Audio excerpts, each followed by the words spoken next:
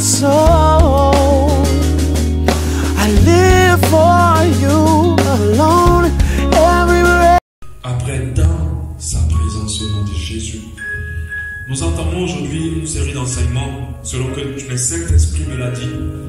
Le thème de cet enseignement, tu vas diminuer encore légèrement s'il te plaît. Le thème de cet enseignement c'est la foi seule ne suffit pas. La foi seule ne suffit pas. Alléluia. Ce thème n'est pas une pensée qui émane de moi. Ce thème n'est pas une réflexion personnelle. Alléluia. C'est simplement un thème qui est issu d'un verset biblique. Alléluia. 2 Pierre 1, à partir du verset 3, nous allons le lire ensemble.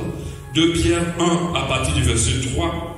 Comme dans sa divine puissance, nous avons donné tout ce qui contribue à la vie et à la piété, au moyen de la connaissance de celui qui nous a appelés par sa propre gloire, par sa vertu, lesquels nous assurent de sa part les plus grandes et les plus précieuses promesses, afin que par elles vous deveniez participants de la nature divine, en fuyant la corruption qui existe dans le monde par la convoitise. Au verset 5, il dit, à cause de cela, faites tous vos efforts pour joindre à votre foi la vertu, et à la vertu la science, et à la science la tempérance, et à la tempérance la patience, et à la patience la piété, et à la piété l'amour fraternel, à l'amour fraternel la charité. Au verset 8 de 2 Pierre 1, car si ces choses sont en vous, et ils sont avec abondance, elles ne vous laisseront point oisifs ni stériles pour la connaissance de notre Seigneur Jésus-Christ. Mais celui en qui ces choses ne sont point est aveugle et ne voit pas loin. Il a mis en oubli la pureté de ses péchés. Alléluia. Amen. Quand nous lisons ce verset qui nous dit d'ajouter à la foi plusieurs choses, ce verset nous dit clairement que la foi seule ne suffit pas. Alléluia. Quand on entend ce titre, je pense que ça peut prêter à confusion dans l'esprit de certains chrétiens. Alléluia. Ça peut troubler la sérénité de certains chrétiens parce qu'ils ont misé tout sur la foi. Alléluia. Ces personnes-là qui croient, qui ont cru par la parole de Dieu, qu'il suffisait de croire sans avoir vu pour que les choses puissent s'accomplir et de croire fortement sans douter. Bien sûr, la parole de Dieu nous le dit en Marc 11, 24, c'est pourquoi je vous le dis.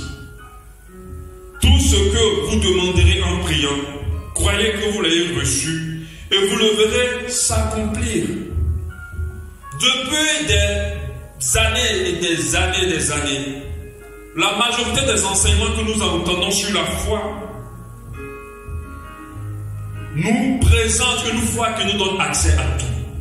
Nous présentent une foi qui est la clé à tout.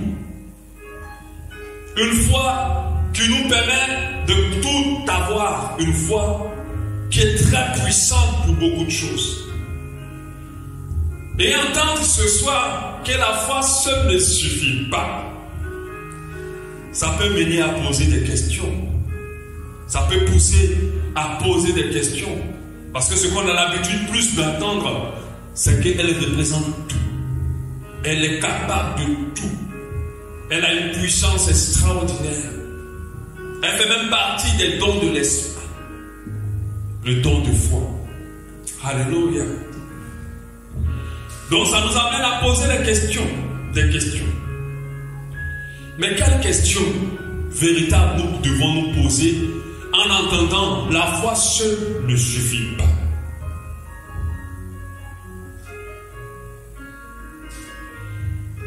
Alléluia. Généralement, on se dira, pourquoi la foi seule ne suffit pas? Je pense que c'est la question qui va émaner rapidement de l'esprit des gens. Pourquoi la foi seule ne suffit pas? Parce que quand nous lisons la Bible, quand le Seigneur dit, ne t'ai-je pas dit, si tu crois, tu verras la gloire de Dieu, il n'ajoute aucune condition dans ce verset. Et on voit que Dieu dit, si tu crois dans ton cœur sans douter, tu verras la gloire de Dieu. Quelle est la bonne question que nous devons poser? Ce n'est pas pourquoi la foi seule ne suffit pas, ce n'est pas la bonne question. La bonne question, c'est en quoi la foi seule ne suffit pas. Alléluia. Pour nous faire comprendre que la foi n'est pas utilisée partout. La foi n'est pas nécessaire, n'est pas complète, je préfère dire ça, partout. Je préfère dire ça, pas utilisée partout. La foi est utilisée partout, mais la foi n'est pas complète partout. Pourquoi exactement notre foi n'est pas suffisante? Voici les questions que nous devons nous poser. En quoi la foi seule ne suffit pas? Dans quel domaine la foi seule ne suffit pas? En quoi la foi n'est pas suffisante? En quoi elle n'est pas complète? Alléluia. Alléluia. Avant d'avancer, pour répondre à cette question, je vais déjà dire que non, je ne suis pas en train de dire que si nous croyons, que nous ne verrons pas. Je dis non, je ne suis pas en train de dire que si nous croyons fortement, nous n'expérimenterons pas le miraculeux. Non, je ne suis pas en train de dire que si nous croyons fortement, nous ne verrons pas les promesses. Alléluia. Pour ces choses-là, la foi seule suffit. Alléluia. Pour expérimenter la puissance de Dieu, pour expérimenter le miraculeux, pour voir Dieu nous exaucer, pour expérimenter des choses extraordinaires avec Dieu. Si nous croyons sans avoir vu, la foi est suffisante. La preuve, la condition que Jésus avait pour guérir ceux qui étaient malades, il a posé la question, est-ce que tu le crois? En ce moment-là, il ne va pas demander autre chose, si ce n'est que seulement de croire. Alors, sur la foi de ces personnes, Jésus manifestait le miraculeux et guérissait ses malades. Il a dit à cette femme qui était malade depuis 12 ans, en Luc 7, 50, ta foi t'a sauvé. Va en paix. Donc, pour dire dès d'entrée de jeu des 3 jours d'enseignement, le fait d'entendre que la foi seule ne suffit pas, ne fait pas allusion au fait que lorsque nous croyons que Dieu le fera, que Dieu ne le fera pas. Non. Nous n'avons rien à ajouter de plus au fait de croire que notre Dieu est puissant. Au fait de ne pas douter qu'il est capable. Au fait de ne pas craindre lorsque nous avons mis toute notre espérance sur lui. Il se manifestera selon le niveau de notre croyance. Et nous n'avons pas à douter. Amen. Alléluia.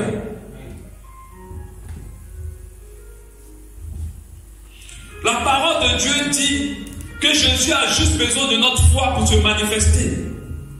Il a juste besoin qu'on puisse croire pour agir. Il a juste besoin qu'on ne doute pas pour intervenir. La parole de Dieu le qualifie du chef et du consommateur de la foi. En Hébreux 12, 2. Il est le chef et le consommateur de la foi. Donc en gros, avant de continuer, je ne suis pas venu ce matin pour te faire croire que lorsque tu crois, rien ne se passera. Pour te faire croire que lorsque tu crois, tu dois encore rajouter quelque chose pour que Dieu se manifeste dans ta vie. Non, je ne suis pas venu pour te dire ça. Je ne suis pas venu surtout pas pour diminuer ta foi aux capacités, à la puissance de Dieu, aux prodiges, aux miraculeux. Je veux surtout que tu continues à croire aux promesses du Seigneur. Que tu réalises encore plus que ce que sa bouche dit, sa main l'accomplit. Et que si la promesse tarde, attends-la, elle s'accomplira certainement. Alléluia. Que ta foi à ce niveau-là ne change pas. Parce qu'elle est suffisante pour voir la manifestation de Dieu. Alléluia. Pour voir la puissance de Dieu. Je veux surtout t'encourager à croire encore que Dieu est capable. Même si la réalité va te contredire, crois qu'il est capable. Ne doute pas une seule seconde. Notre Dieu est un Dieu puissant. Un Dieu qui n'est pas conditionné par la réalité. Même si nos yeux regardent l'échec, que notre cœur fixe le regard sur les promesses, sur la capacité de Dieu. Alléluia. Et c'est ça la nourriture d'un enfant de Dieu. C'est ça la vie d'un enfant de Dieu. Marc 11, 24 nous dit, tout ce que vous demanderez en priant, croyez que vous l'avez reçu et vous le verrez s'accomplir. J'aimerais dire à quelqu'un, si tu as prié pour quelque chose, crois que Dieu t'a exaucé. Et tu le verras s'accomplir. Il ne faut pas douter. Alléluia. Il dit encore en Marc 11, 23, toujours Marc 11, la suite de ce verset. Je vous dis en vérité, si quelqu'un dit à cette montagne, ôte-toi de là et jette-toi dans la mer, et s'il ne doute pas dans son cœur, mais croit que ce qu'il a dit arrivera, il le verra s'accomplir. Dieu n'a pas donné d'autres conditions. Il a dit, si tu ne doutes pas, tu le verras s'accomplir. Alléluia. Et Hébreux 11, 1 nous dit, oh la foi est la ferme assurance des choses qu'on espère. Qu'est-ce que tu espères? Crois que tu l'as reçu et tu le verras s'accomplir. Une démonstration de celle qu'on ne croit pas. Crois que tu l'as reçu. Et il dit à quelqu'un ce soir en Jean 11, 40, n'ai-je pas dit, si tu crois, tu verras la gloire de Dieu.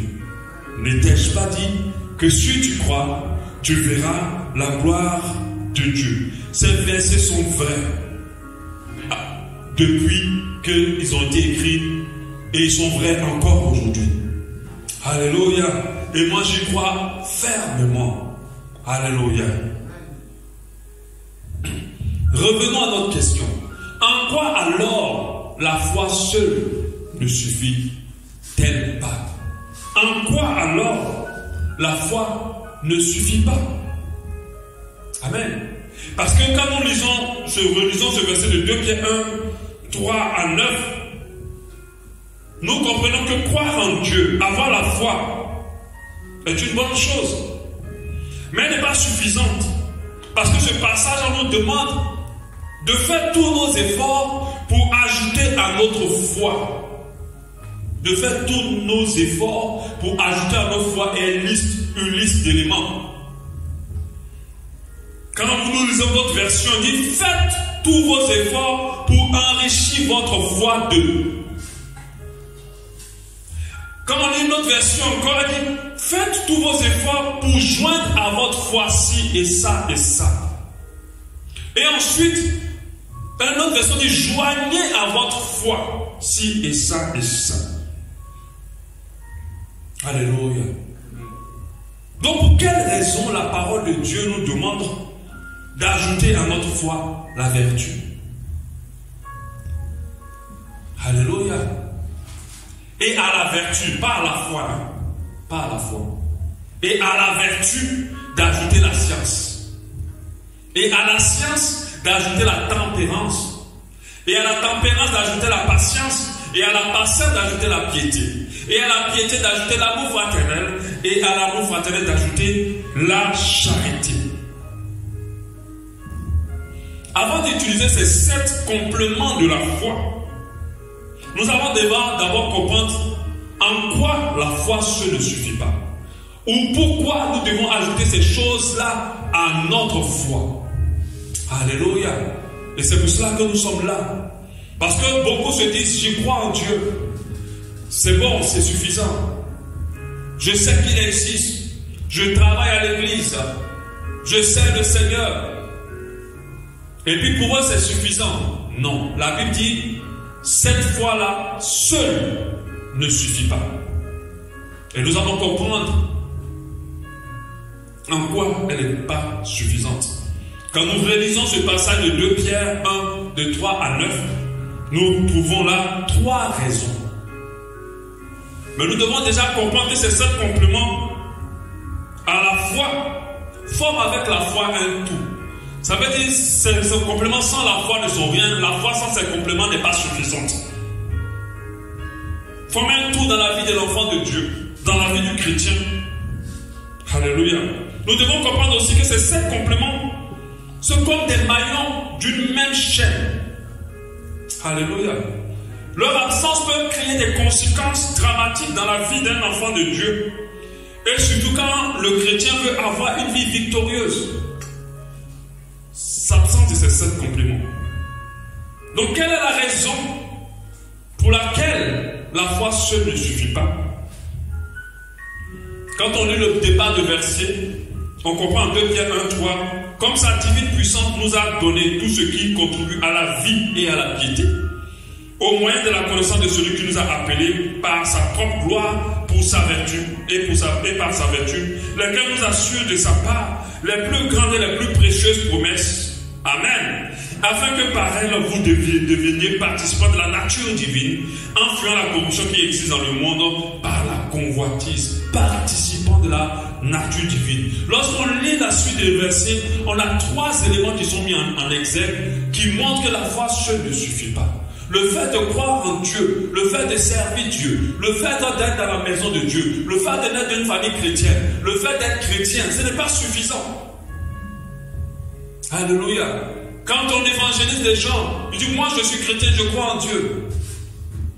Quand vous voyez des gens qui font le service dans l'église, oui, je sais Dieu depuis des années. D'autres, je me suis baptisé et confirmé. Oui, tu crois en Dieu, c'est une bonne chose. La parole de Dieu dit, les démons même croient en Dieu. Elle le dit dans le livre de Jacques. Et puis, il tremble même plus que toi. Donc, ça vous dit que la foi seule, le fait de croire, parce que la foi c'est quoi? C'est de croire en ce qu'on n'a jamais vu. Et d'y mettre sa confiance complètement. Même ceux qui ne prient pas, même la prostituée avant d'aller en clientèle, elle dit Seigneur Dieu, bénis ma soirée afin que je gagne beaucoup de clients. Et elle croit. Et quand il va, et quand elle gagne beaucoup de clients, quand on dit qu'elle est conséquée, ah c'est Dieu. Amen. Si on restait sur seulement la foi, je vous assure, il y a beaucoup de personnes qui sont parfaites pour Dieu. Même nous-mêmes qui sommes dans la maison de Dieu, des fois notre croyance en Dieu est faillible, est fragile.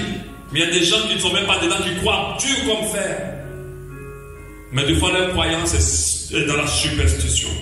Quand nous lisons la suite du verset, nous avons 3 éléments que le verset nous demande de mettre en pratique pour que notre foi soit suffisante et que nous ayons une vie chrétienne qui glorifie Dieu, une vie chrétienne excellente, une bonne marche chrétienne, que nous puissions participer à la nature divine de Dieu.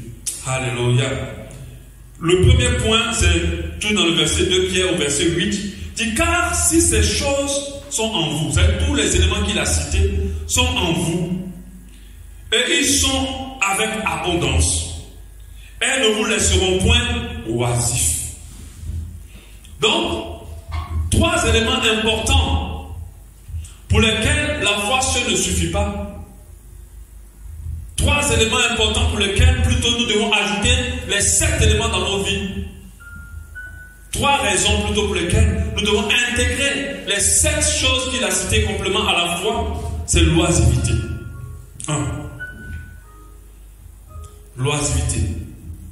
Tu crois en Dieu, mais si tu n'ajoutes pas ces 7 éléments à ta foi, mon frère, ma soeur, tu vas tomber dans l'oisivité.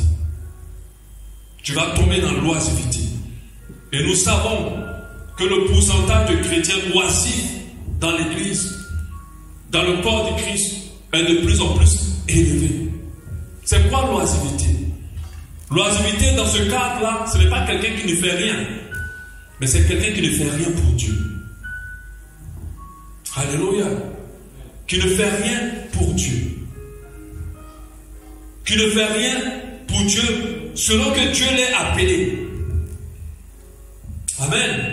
Quelqu'un dont la vie, dont la présence et l'absence ne changent rien au monde, à l'avancement de l'œuvre de Dieu. Cette personne-là, c'est un oisif. Si tu n'ajoutes pas à ta foi la vertu, la science, la tempérance, la patience, la piété, l'amour fraternel et la charité, tu vivras une vie chrétienne oisive. Ta vie chrétienne ne sera pas fructueuse. Alors, à la suite, tu le dis, mais on le dit oisif. C'est une personne dont la vie n'apporte rien de plus à l'avancement de l'œuvre. Une personne dont la vie n'a pas un plus. Et nous savons Combien bon nombre de personnes qui croient en Dieu ne sont pas utiles entre les mains de Dieu. Bon nombre de personnes qui croient en Dieu ont une vie sans intérêt, je veux dire sans impact pour Dieu. Sans impact pour l'œuvre que Dieu fait sur cette terre.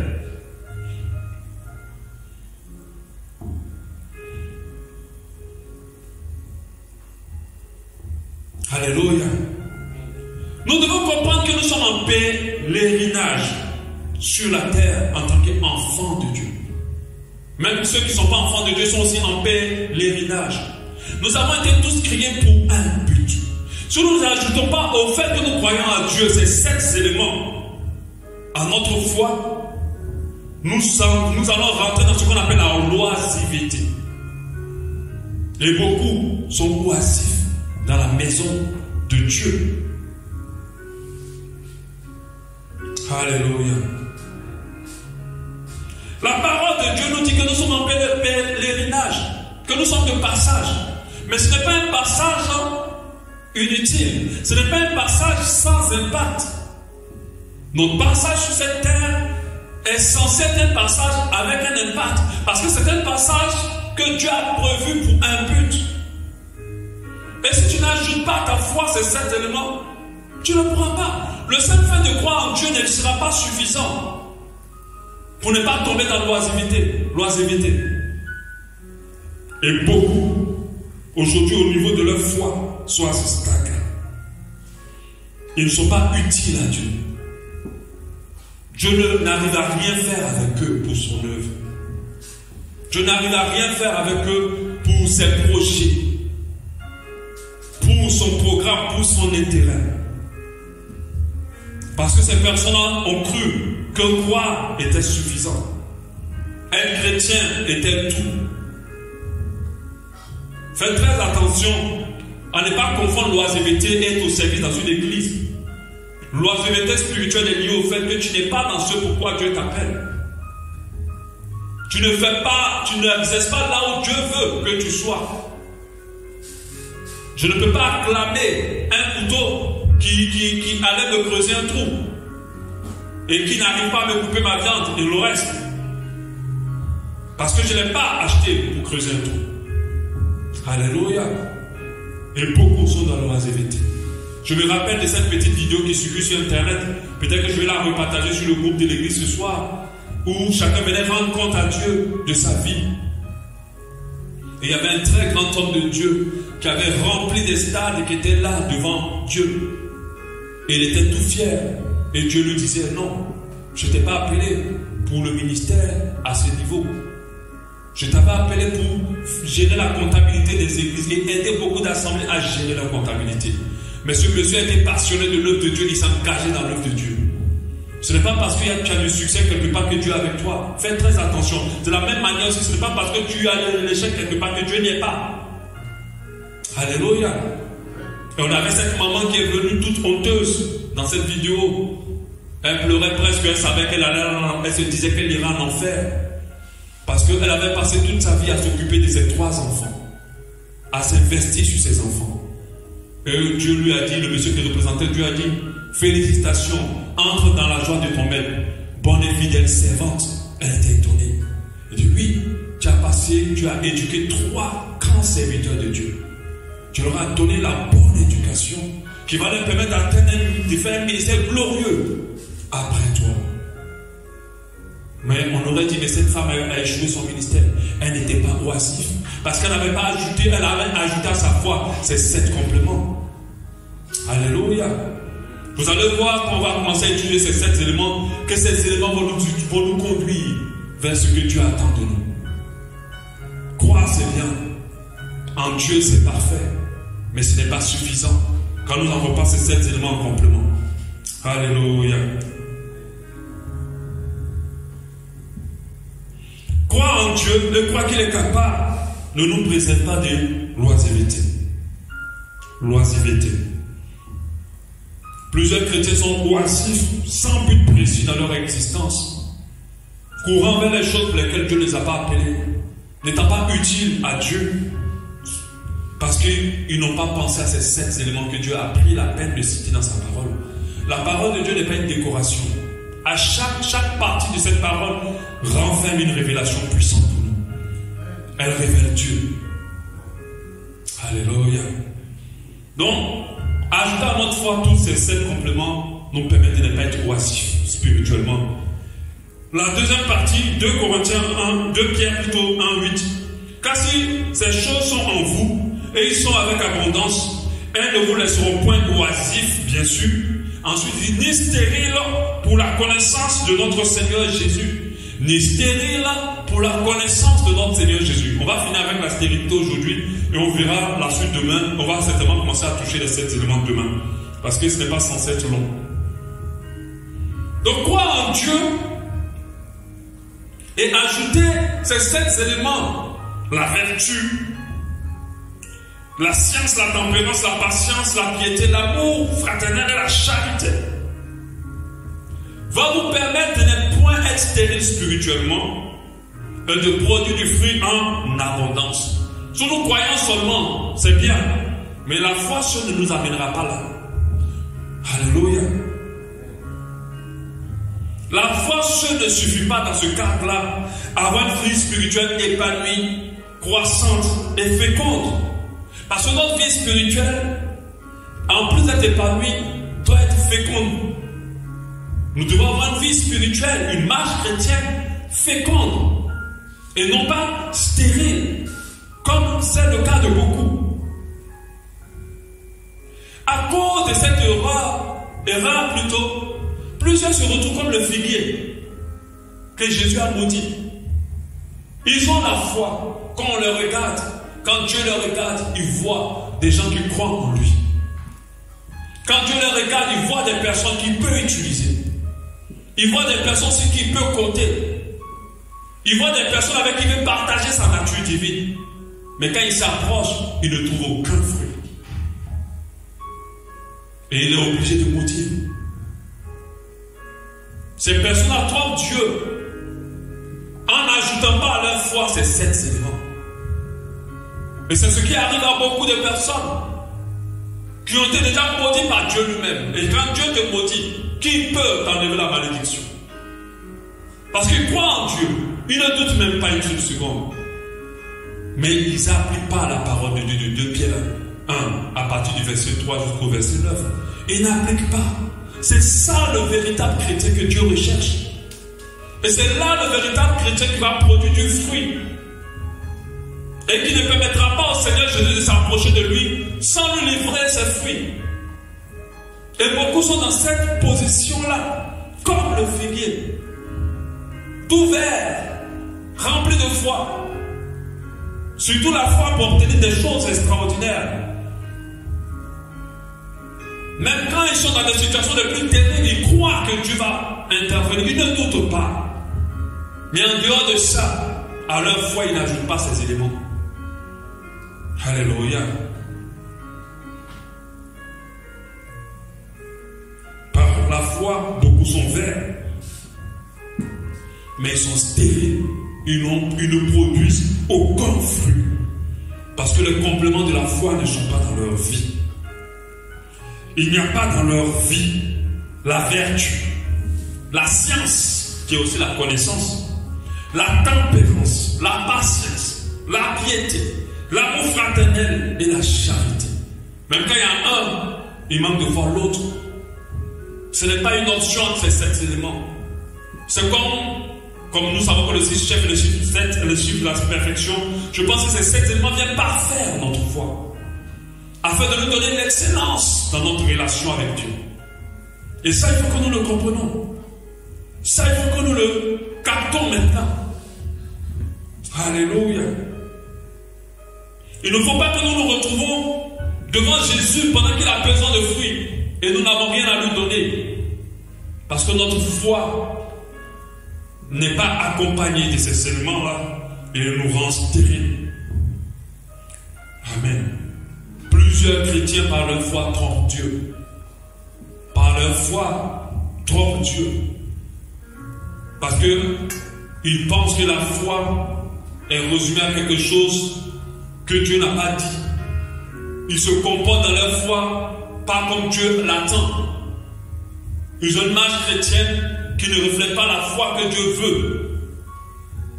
Je vous ai dit tout à l'heure, les démons croient en Dieu. C'est ça la foi, le fait de croire qu'il existe et qu'il est capable. Les démons savent la puissance que Dieu a. Mais ils iront en enfer. Alléluia. Amen. Donc il est très important pour nous d'en tenir compte. Alléluia. On va s'arrêter là. Demain on verra le troisième élément. Et demain, on va comment on appelle ça? On va continuer à décortiquer les différents compléments et de voir qu'est-ce que cela c'est exactement. Je vais demander à Étienne de mettre un peu le volume du moment où on va prier. Alléluia. Prions ensemble. Si ce n'est pas ce verset, ce enseignement t'a parlé, alors parle à ton Dieu, parle-lui. Dis-lui, Seigneur, aide-moi à ajouter à ma foi. Et commence à citer ces différents éléments. À ajouter à ma foi la vertu. À ajouter à ma foi la science, la connaissance. À ajouter à ma foi la tempérance. À ajouter à ma foi la patience. À ajouter à ma foi la piété. À ajouter à ma foi l'amour fraternel. À ajouter à ma foi la charité. Aide-moi à ajouter à ma foi tous ces éléments. Ces éléments importants pour que je sois parfait devant toi. Ces éléments importants pour que je ne tombe pas dans la loisiveté spirituelle. Ces éléments importants pour que je ne tombe point, oh Dieu de gloire, dans la stérilité spirituelle. Je veux porter du fruit pour toi. Je veux être utile dans tes mains. Je veux t'honorer. Je veux te plaire, Seigneur. Au nom de Jésus. Permets cela dans ta grâce. Permets cela dans ta miséricorde. Dieu de bonté. Dieu de grâce.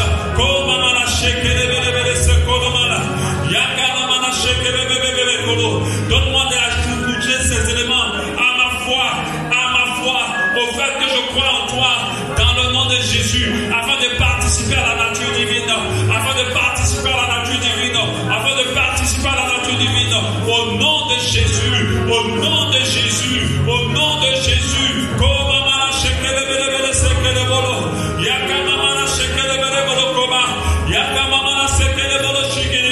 Gloire à ton Seigneur. Je veux le faire maintenant, Seigneur. Je ne veux pas croire comme tout le monde. Je veux croire dans une dimension supérieure. Je ne veux pas croire comme ceux qui croient juste en toi pour les choses, Seigneur, que tu vas faire dans leur vie, Seigneur. Je crois que tu es capable de faire de miracles dans ma vie. Mais je veux avoir cette foi-là qui me permet d'être parfait devant toi et qui me permet de porter du fruit. Au nom de Jésus. Pour ne pas me permettre de ne pas être stérile dans la connaissance de Dieu, dans la connaissance de Christ. Au nom de Jésus-Christ. Merci Seigneur. Merci Seigneur. Comment la sheke les bébés, comment maman. Yaka baba la sheke les bébés. Yoko baba la sakala baba. Koba baba kala sheke les bébés. Ikolo sakaba baba kala sheke les bébés. Yeke les bébés comment maman. Hallelujah.